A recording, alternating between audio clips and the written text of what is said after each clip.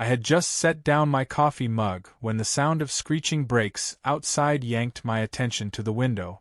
A pearl-white Lexus SUV, shiny enough to blind the sun, slid diagonally across my driveway like some beached whale that had forgotten how to parallel park.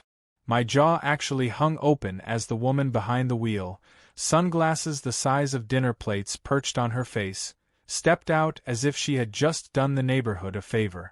She smoothed down her blazer, clicked her key fob with a smug beep, and strutted away without so much as glancing back at the driveway she had completely blocked. My driveway. My only way out. Now, this would have been irritating on an ordinary Tuesday, but this wasn't an ordinary Tuesday. I had the plumber scheduled, an appliance delivery coming, and, because fate has a sense of humor, my cousin flying in from the airport, all within the next few hours. Every one of those things required my driveway to be clear. I pressed my forehead against the window, muttering a sarcastic little prayer for patience, because I knew exactly who this was. Sharon. Our HOA board's self-proclaimed enforcer. She was the type who believed every suburban square foot fell under her jurisdiction, including, apparently, the private asphalt I poured and sealed with my own money. I went outside, phone in hand, and called after her. "Hey, Sharon, any particular reason you decided my driveway makes a great parking lot?" My voice was calm, maybe too calm, which I knew irritated her more than yelling ever could. She turned on her heel like she'd been waiting for the cue. "I have an emergency HOA board meeting," she announced, as though that explained everything. "The clubhouse lot is full. And frankly, your driveway isn't community property if you think about it. It connects to the sidewalk. Technically, it's shared access." "Technically," I said, pointing to the bright blue sign I'd paid for and staked at the curb, "it says private driveway. No parking. And technically, your car is trespassing." Her lips pursed so tightly I thought they might vanish into her face. "Oh, don't be dramatic. It's 1 hour. Be a good neighbor for once." She spun back around, leaving me standing there with my blood pressure climbing like a mountain goat. I didn't yell. I didn't stomp. Instead, I smiled. I walked back inside, dialed non-emergency dispatch, and explained the situation with deliberate calmness. The operator chuckled, an actual chuckle, when I gave Sharon's name. That was my first hint I wasn't the only one she had aggravated. 20 minutes later, the familiar crunch of tires on gravel announced the arrival of a sheriff's cruiser. But not just one cruiser. First came one, then another, until my entire street looked like the set of a cop show. Apparently, shift change had just ended, and half the unit decided to stop by since they were already nearby.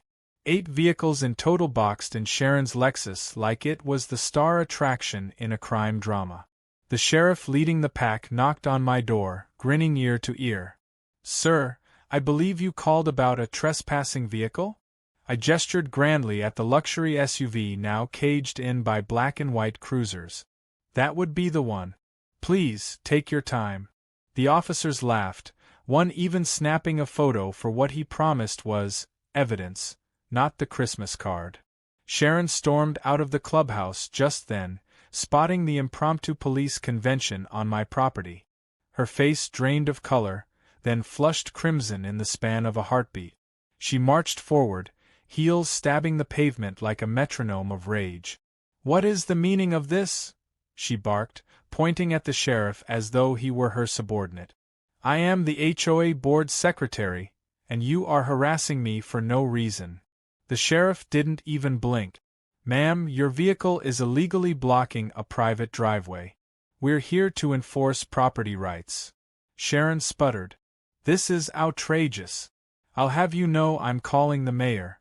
This whole thing is a misunderstanding." "Please do," the sheriff replied deadpan.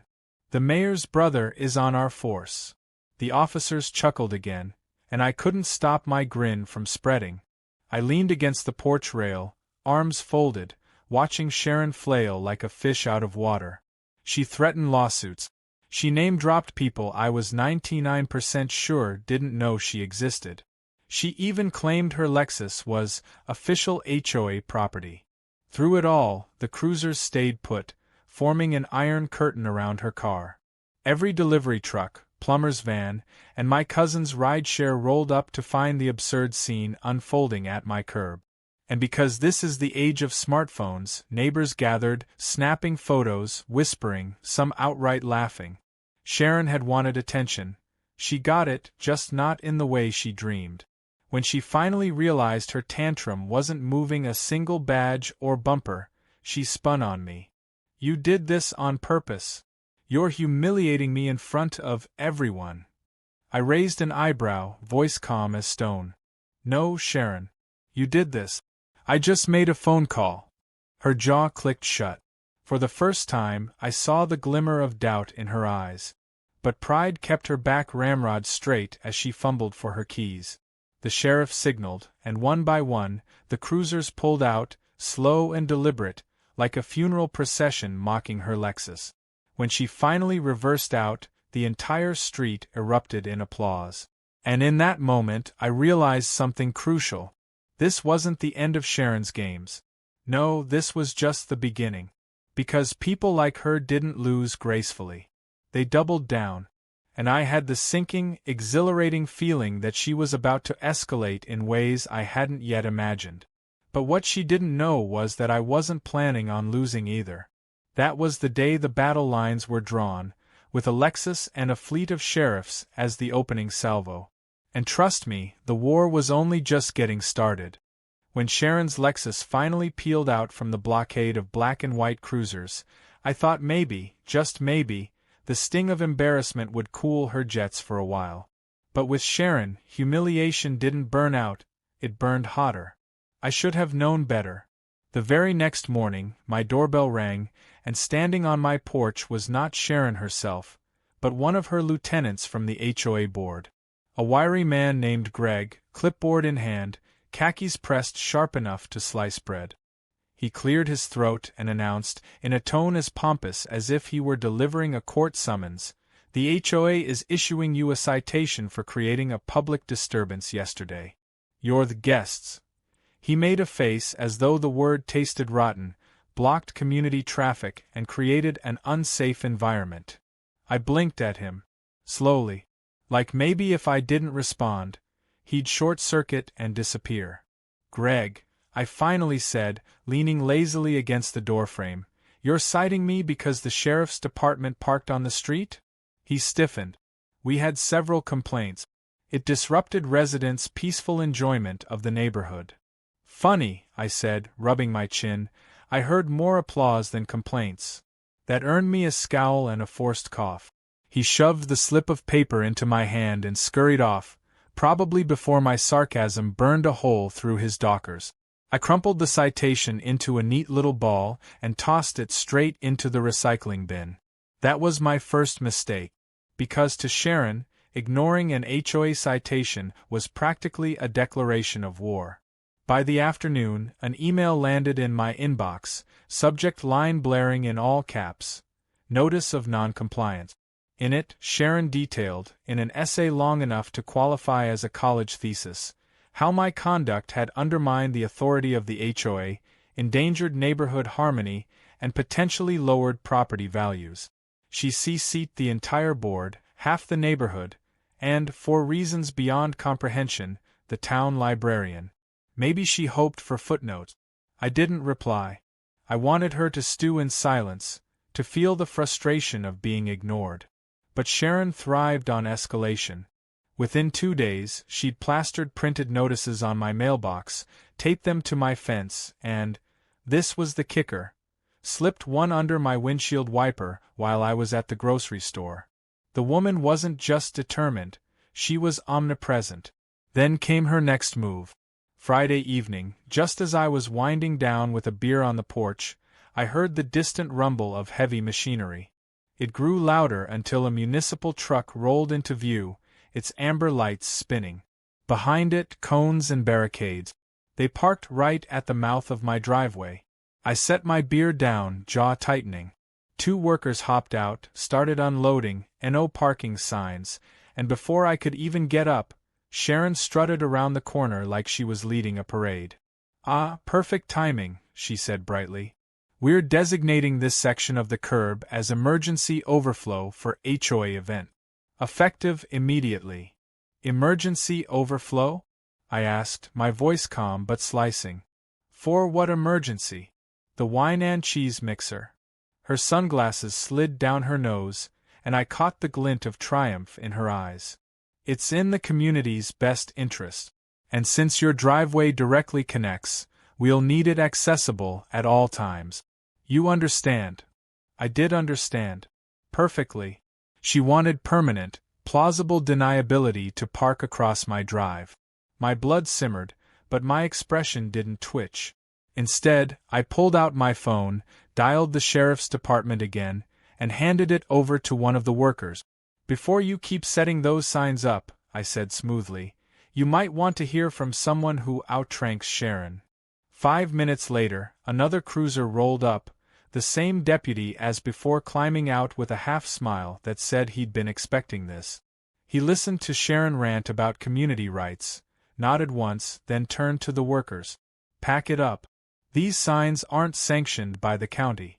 If you put them down, you'll be liable for tampering with private property access." The workers glanced at Sharon, then back at the deputy, then back at Sharon. Slowly, they reloaded everything into the truck. Sharon's mouth hung open like a broken gate. "You can't do this," she shrieked. "You're right," I said lightly, "but he can." The deputy winked at me, climbed back in his cruiser, and rolled off. Sharon, fuming, stalked away, her heels clacking like gunshots on the pavement. That night, I slept soundly. Too soundly. Because Sharon wasn't done. Saturday morning, I woke to find my driveway not blocked, but invaded. Spray-painted. Across the asphalt, in garish neon orange letters, someone had scrawled, "Community property." The words were crooked, sloppy, but the message was unmistakable. I stood there barefoot, coffee mug in hand, staring at the vandalism. My neighbor across the street, old Mr. Jenkins, shuffled out in his robe and gave me a sympathetic shake of the head. "She was out here at 2 in the morning, he whispered. "Heard the can shaking. Thought about calling you, but, well, figured you'd want to catch her in the act." I thanked him, though my blood boiled. I didn't storm to Sharon's door. I didn't scream. I called the sheriff again, filed a vandalism report, and then called a buddy who ran a paving service. By noon, my driveway had a fresh coat of sealant, smooth as glass, not a trace of Sharon's graffiti. And just for flair, I had him stencil the words "private driveway" in bold white paint at the entrance. Neighbors gathered, watching the work, whispering, snickering. Sharon peeked from behind her blinds like a nosy cat, her face ghostly pale. She had tried to mark her territory, and I'd turned it into a billboard against her. But she wasn't finished. That evening, I found a letter taped to my door, this time stamped with HOA letterhead. "Notice of fines," it read, accusing me of unauthorized alterations visible from the street, and demanding immediate payment of $500. I laughed so hard I nearly dropped it. Then, instead of tossing this one, I took a photo and forwarded it straight to the County Housing Authority. By Monday, Sharon had a certified letter in her mailbox reminding her that HOAs don't override county law, especially when it comes to vandalism cleanup. The best part? The housing officer CC'd me, too, with a note. "We've received multiple complaints about misuse of authority in your HOA. If the board continues, we will open a formal investigation." I sat back in my chair, rereading that line with relish. Sharon had wanted to paint me as the problem, but now the county itself had her squarely in its sights. She didn't know it yet, but the noose she'd tied for me was starting to cinch around her own neck. Still, I knew Sharon. She'd never retreat gracefully. If anything, this latest humiliation would ignite her like gasoline. And I couldn't help but wonder what stunt she'd pull next. Whatever it was, I was ready. Because at this point, it wasn't about a driveway anymore. It was about pride. Hers against mine. And I was betting on the long game.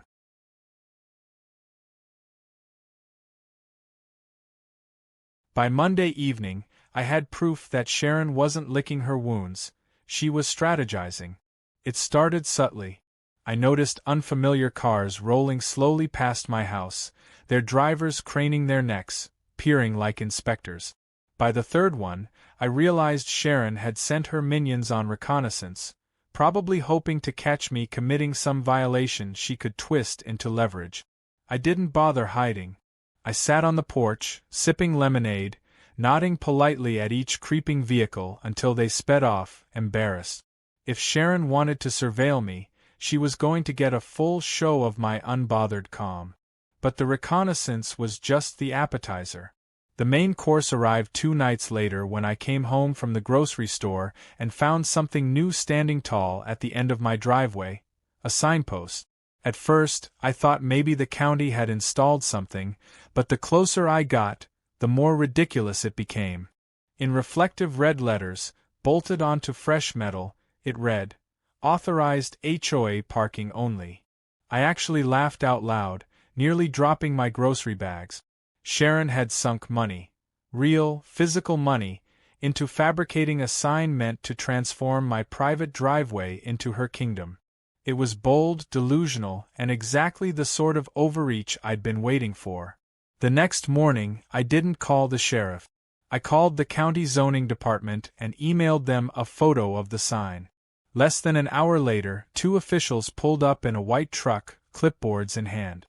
They inspected the sign, shook their heads, and one of them turned to me with an almost amused smirk. "This is illegal on every level," he said. "We'll be filing a violation notice with your HOA immediately." I stood there grinning as they unbolted the sign and tossed it into the back of their truck like a piece of scrap metal. But that wasn't the end.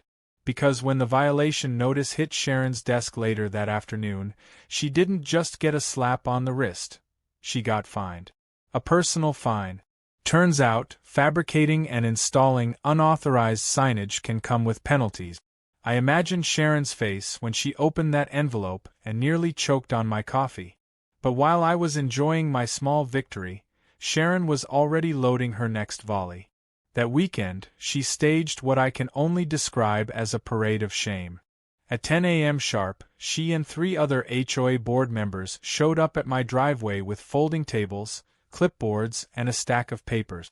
They set up camp on the sidewalk, telling every passerby they were collecting signatures for a petition to restrict reckless homeowners from obstructing community governance.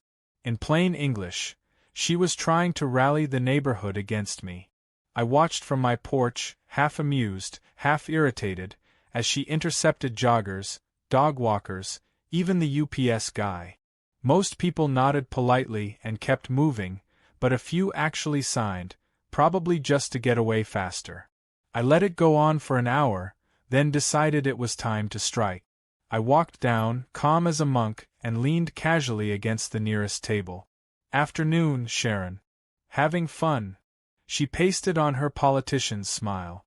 "We're exercising our right to protect the community from hostile elements." "Hostile elements?" I repeated, pretending to ponder. Then I pulled my phone out of my pocket and tapped the camera. "Cool. Because soliciting signatures on a public sidewalk without a permit violates county ordinance. Smile for the record." Her smile cracked. "You wouldn't dare." "Oh, I would," I said cheerfully, snapping photos of her setup, the clipboards, the whole spectacle. "In fact, I already texted these to the same zoning officer who dealt with your little sign stunt. He seemed eager to hear more from you." Her cheeks flushed crimson as one by one, the board members began folding up their tables. Within minutes, they scattered like pigeons, leaving Sharon standing alone, fists clenched at her sides. That night, she struck back with pettiness worthy of a sitcom. At exactly 3 a.m., my trash cans toppled over. Not once, not twice, 3 separate nights in a row. Always at the same hour. Always spilling bags down the curb. I set up a security camera on the second night, and sure enough, there she was. Robe, slippers, flashlight in hand, sneaking across my lawn like a raccoon with a vendetta. I didn't confront her. I compiled the footage, time-stamped and clear, and sent it directly to the County Housing Authority, CCING, the sheriff. Within 2 days, Sharon got another violation notice. This time, it wasn't just a warning. The letter explicitly cited harassment and destruction of property, and it threatened suspension from the HOA board if the behavior continued. When I passed Sharon on the sidewalk later that afternoon, she didn't say a word. But the glare she gave me could have burned a hole straight through my skull. Her pride was wounded, her power slipping. And I could feel it, she was preparing something bigger. And then it came. The following Friday, I pulled into my driveway after work and stopped dead in my track. Sharon hadn't blocked my driveway with her Lexus. She hadn't vandalized it. No, this time, she had escalated to theater. Right at the mouth of my driveway, planted into the grass strip, was a wooden podium. On it sat a bell. And behind it, an actual folding chair where Sharon herself was perched, clipboard balanced on her lap like she was running a toll booth.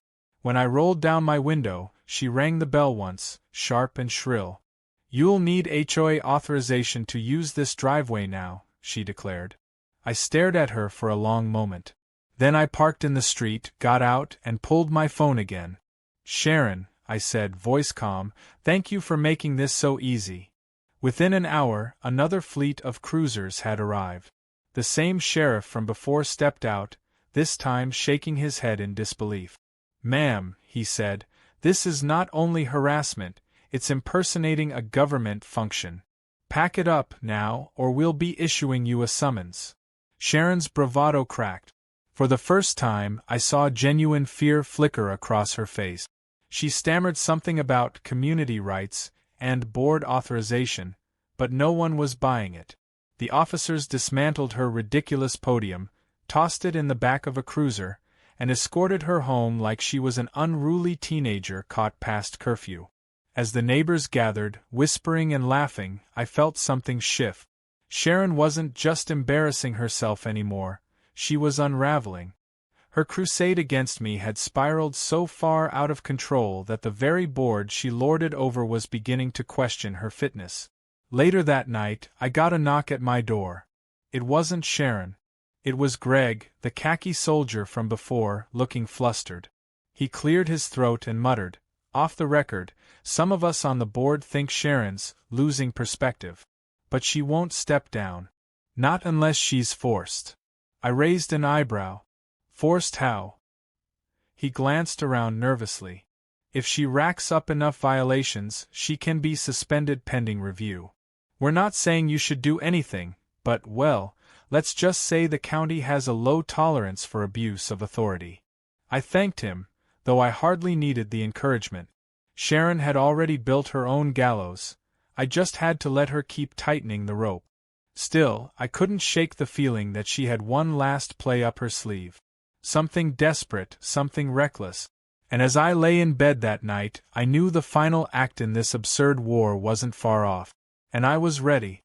Because by now, it wasn't just about my driveway. It was about proving that bullies like Sharon only win when people roll over. And I was done rolling over.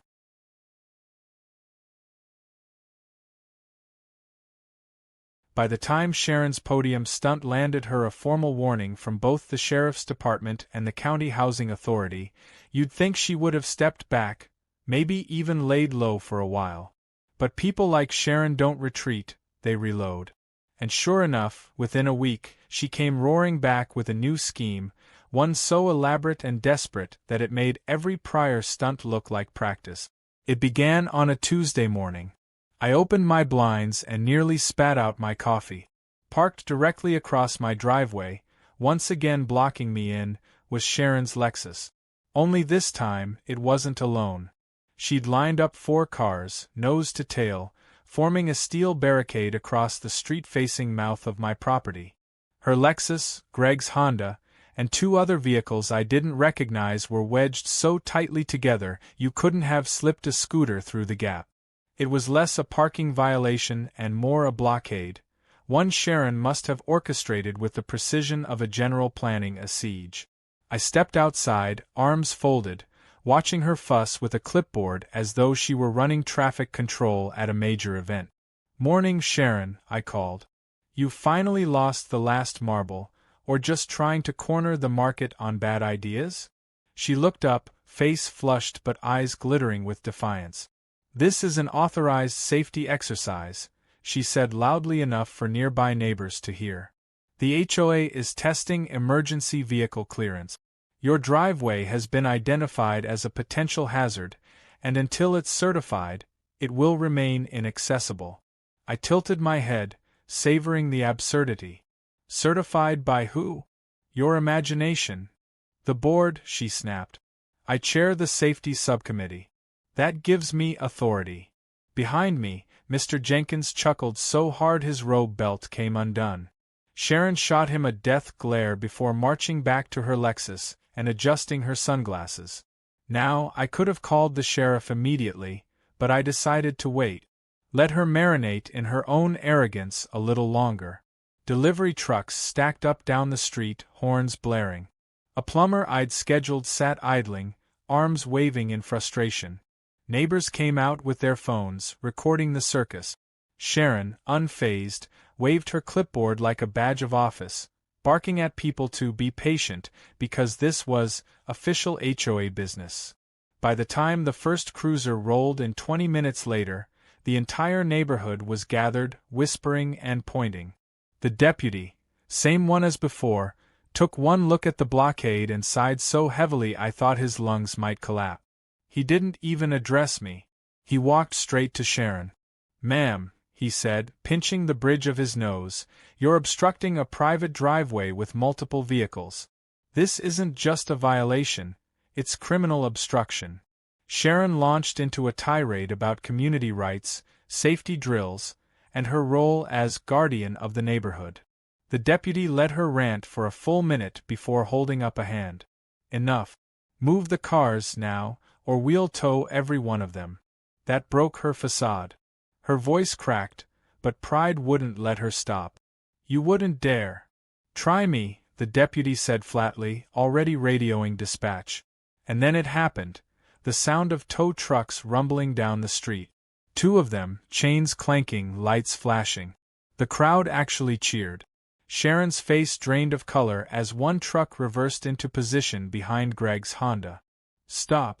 Stop! Fine, we'll move them," she shrieked. She scrambled for her keys, yelling at the others to do the same.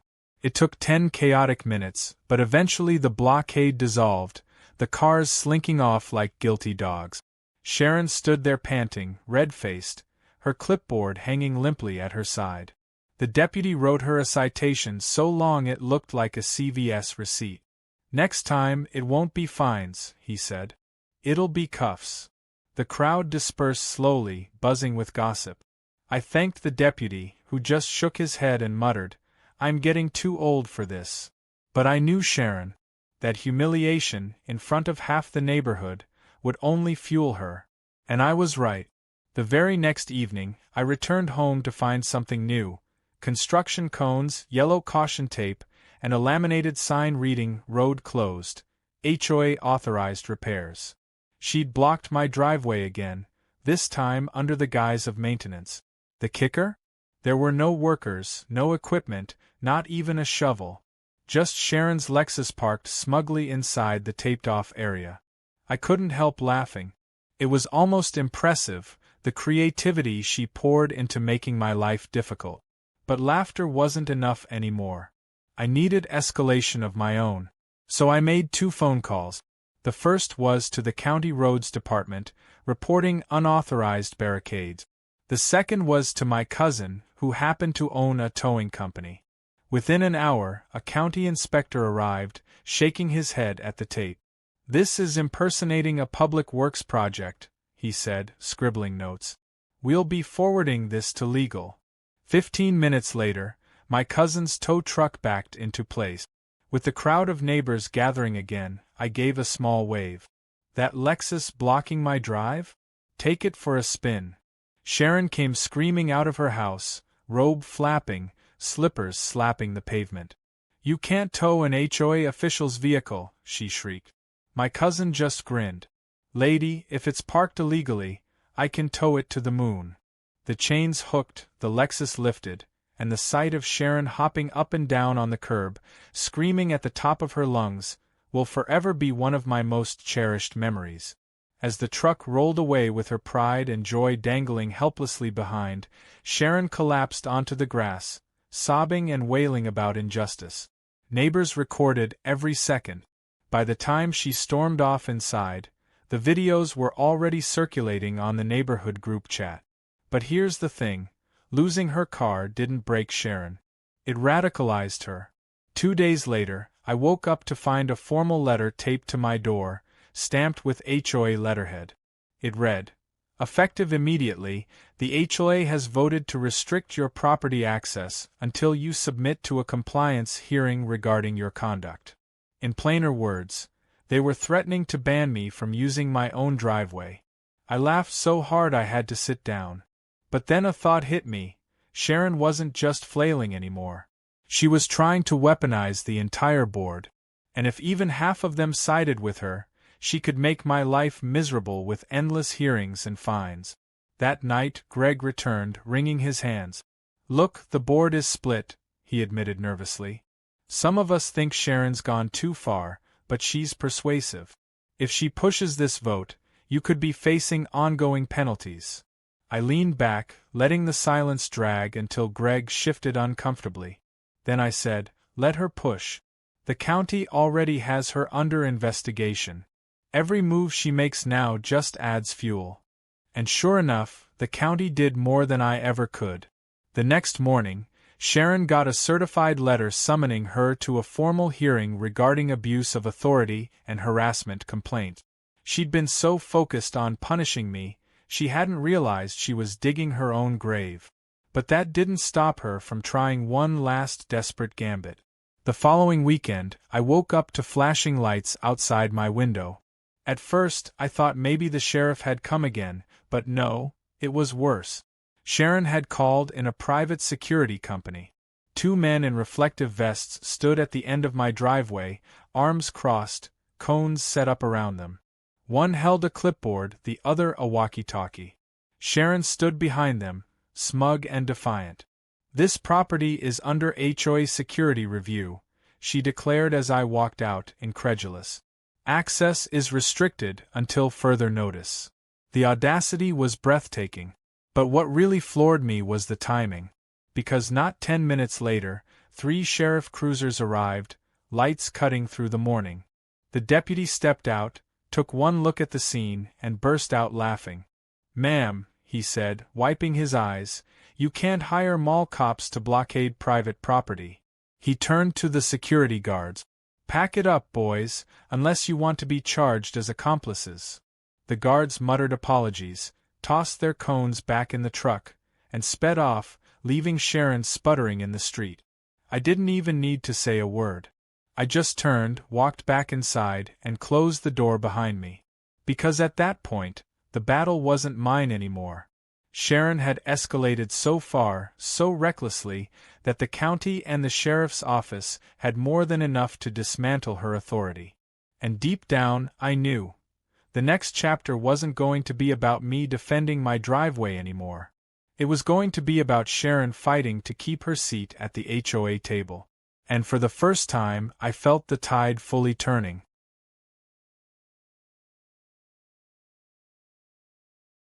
By the time Sharon tried her private security stunt, it was clear to everyone except her that she was circling the drain. The county was on her case. The sheriff's department had written her up 6 times, and the neighborhood had an entire highlight reel of her meltdowns captured on cell phones.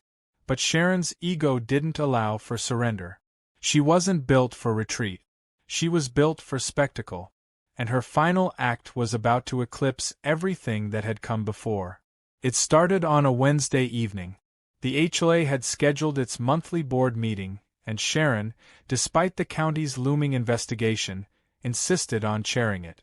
Normally, these meetings drew maybe a dozen board residents, half of whom came for the free cookies.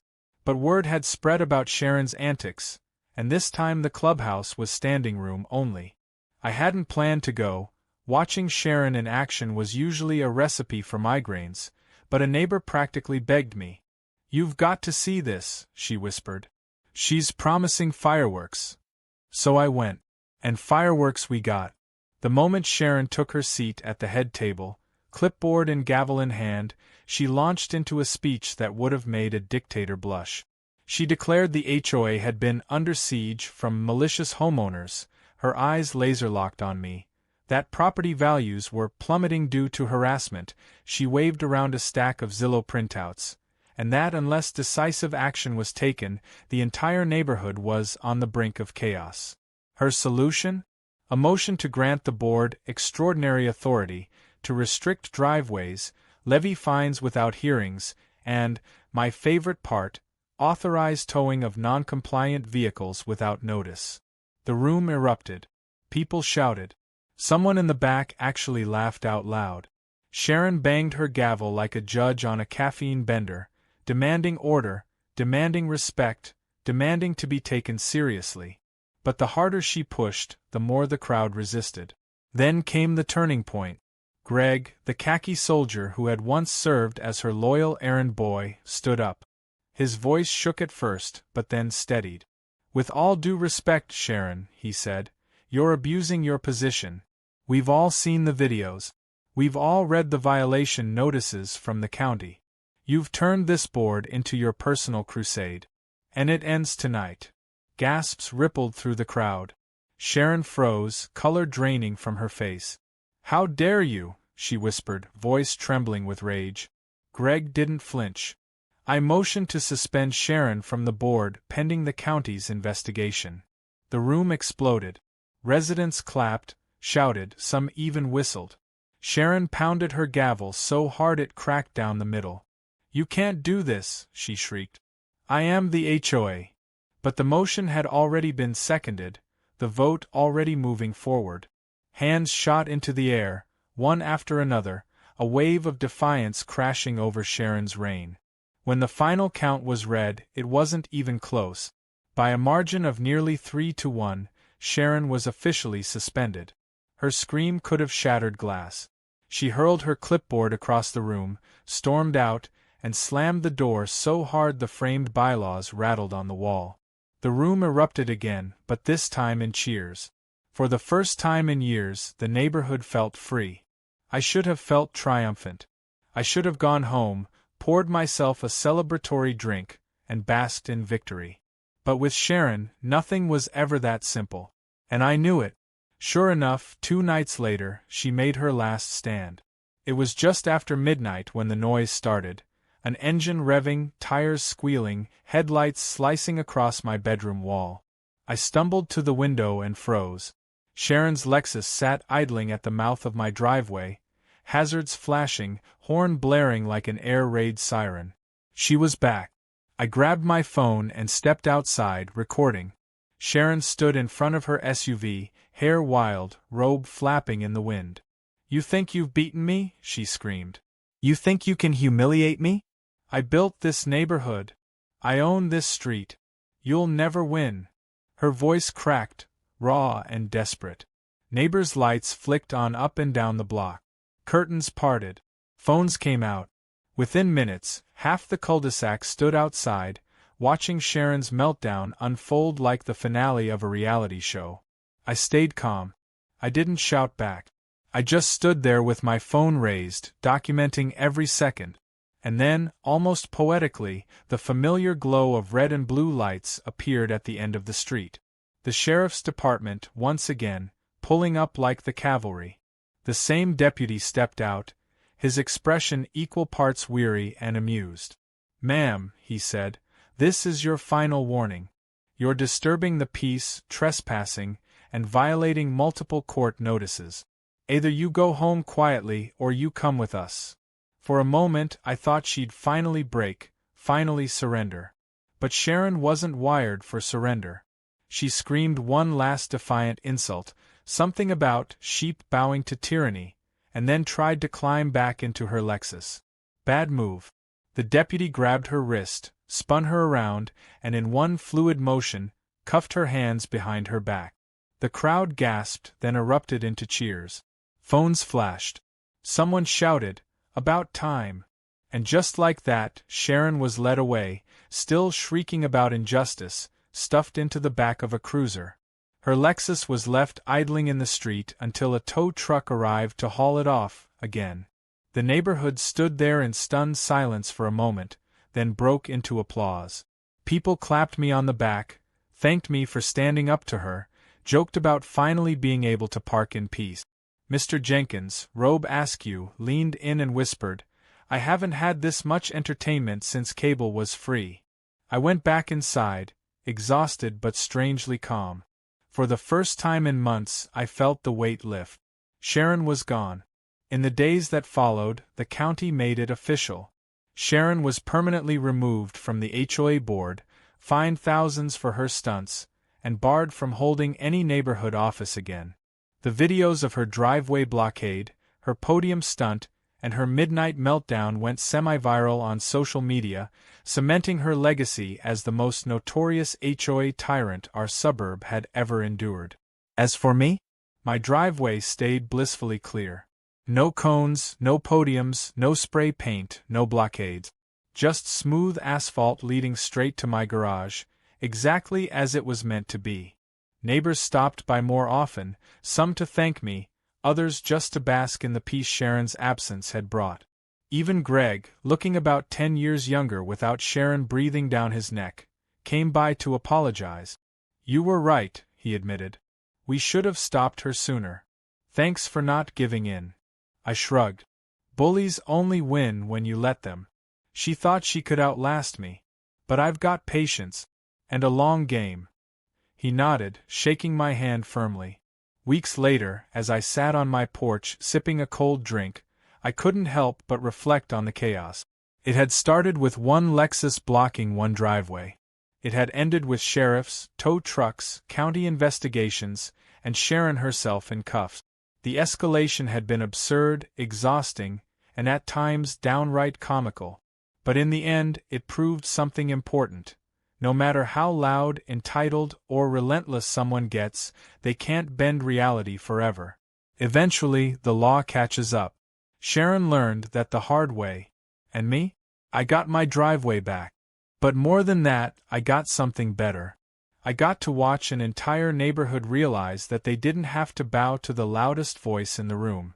That sometimes the calm, sarcastic, patient approach works better than shouting. That bullies implode faster when you just give them the rope and wait. So now, whenever I pull smoothly into my driveway, no Lexus in sight, no cones or podiums blocking the way, I smile. Because this patch of asphalt isn't just mine anymore. It's a monument. A reminder of the time one entitled woman thought she owned the whole neighborhood, only to learn, very publicly, that she didn't. And every time I see those tire marks fade into fresh pavement, I know one thing for certain. Sharon may have parked across my driveway, but the sheriff, and the entire neighborhood, parked across her ego. And she'll never forget it.